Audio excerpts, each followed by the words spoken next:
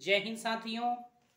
आज आप देख सकते हैं कि डिमांड पर, आप ही लोगों के डिमांड पर, जैसे बहुत सारे अभ्यर्थी हैं जो बीएड और डीएलएड परीक्षा की तैयारी कर रहे हैं, तो उनका कहना था कि समास पर एक टॉपिक, समास नामक टॉपिक चुनिए और उस पर एक वीडियो बनाइए।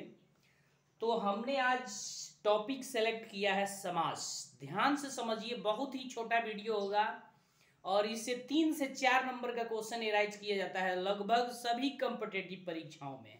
आइए सुनते हैं। कह रहा है कि समास क्या है।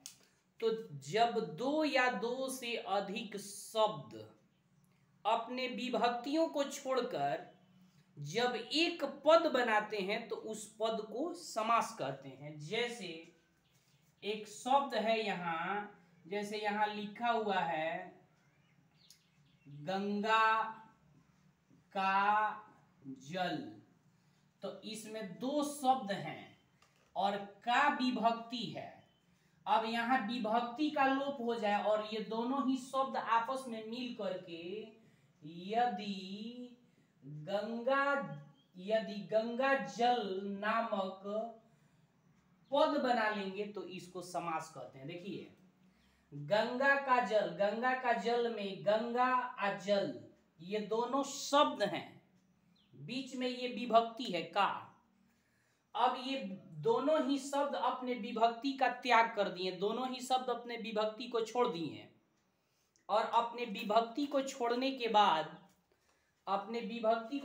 के बाद ये दोनों आपस में मिल गए और मिलने के बाद एगो पद बना लिए। तो ये गंगा शब्द है, जल शब्द है, लेकिन गंगा जल पद है, तो ये पद जो है ये समास कहलाएगा, ये समासिक पद है।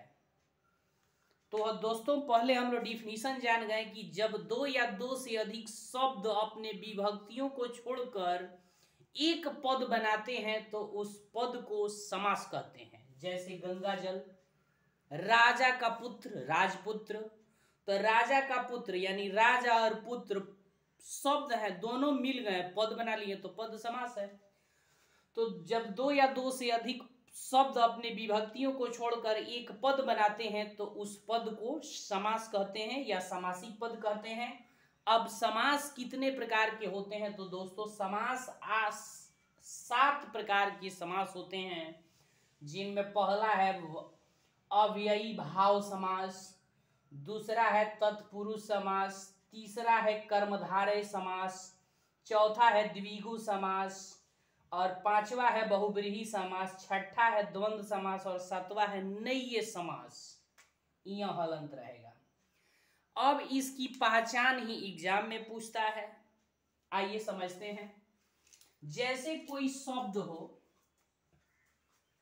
भी शब्द हो और उस शब्द का किसी भी पद में दो शब्द हो।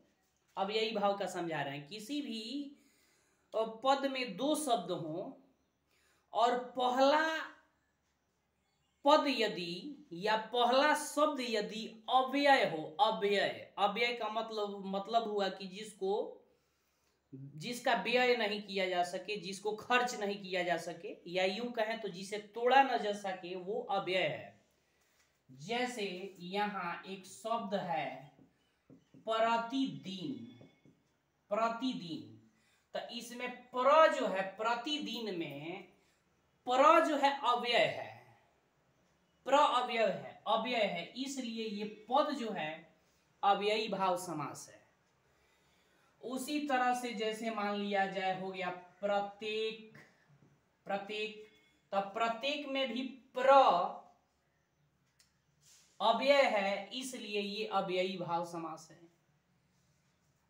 तो इस तरह के अगर शब्द आए जिसमें पहला पद जो है अव्यय हो, जिस पद में पहला शब्द यदि अव्यय हो तो वो अव्ययी भाव समास कहलाता है।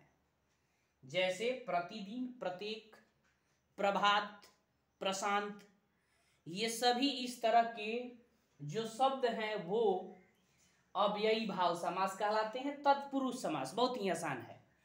जिस समासिक पद को तोड़ने पर विभक्ति बीच में, यानी कि विभक्ति का, के, की आए।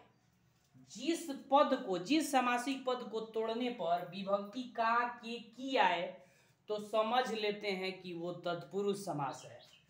जैसे एक पद का एग्जाम्पल हमने दिया, गंगा, गंगा जल तोड़ा जाएगा तो ये हो जाएगा गंगा का जल, तब बीच में विभक्ति का आ गया।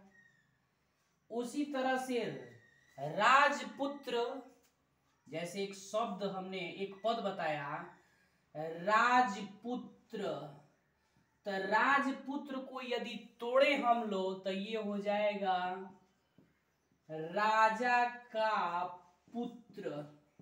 तो जिसको, जिस समासिक पद का विग्रह करने पर विभक्ति का आए, चाहे के आए, चाहे की आए, तो वैसा समास तत्पुरुष समास कहलाता है।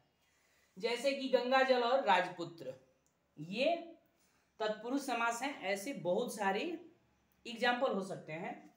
कर्मधारय समास, कर्मधारय समास में विशेषता का बोध हो, जैसे नीलकंठ, सभी कंठ की बात नहीं हो रही है, नीले रंग की कंठ की बात हो रही है। तो नीलकंठ, कंठ नीले रंग का कंठ, तो कंठ की विशेषता बताई जा रही है, विशेषता का बोध हो, वो कर्मधारय समास है। नीलकंठ कर्मधारय समास है। उसी तरह से नीलकंठ के अलावा कर्मवीर, वीर की विशेषता बताई जा रही है इसमें कि कर्मवीर, तो कर्मवीर भी कर्मधारय समास हो जाएगा। जिसमें भी विशेषता का बोध हो वो कर्मधारय समास होगा।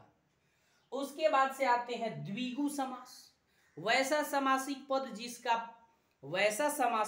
जिसका पहला पद या शब्द संख्यावाची हो, वो द्विगु समास है। जैसे त्रिभुज, त्रिभुज में 3 आ गया पहले ही, शब्द है त्रिभुज, तो त्रिभुज में पहले जो त्रि आया तो त्रि का सेंस है 3, तो जिसमें भी संख्या आ जाए, पहले पद में संख्या आ जाए, वो होगा द्विगु समास।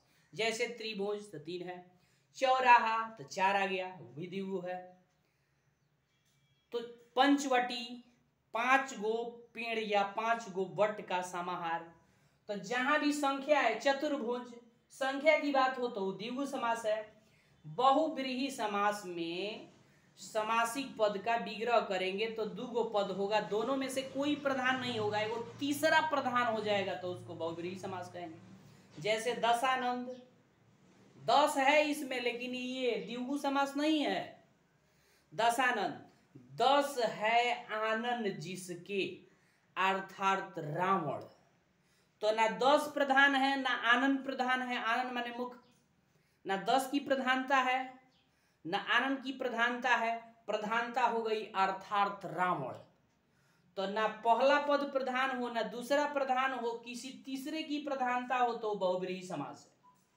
समझ गए? तो बहुव्रीहि समास में तीसरा पद प्रधान होता है। जैसे दशानंद, 10 है आनंद जिसके, अर्थात रावण।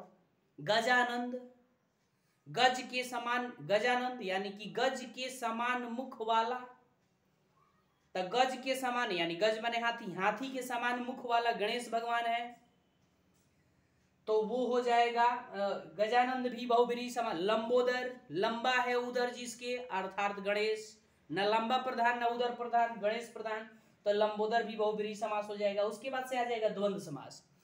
तो जिस सामासिक पद को तोड़ने पर बीच में और आए या आए तो वो कहलाएगा द्वंद्व समास। जैसे माता पिता, तो तोड़ेंगे तो आएगा माता और पिता, या माता या पिता। भाई बहन, चाचा चाची, तो या तो तोड़ेंगे तो उसको बीच में और आएगा, नहीं तो या आएगा।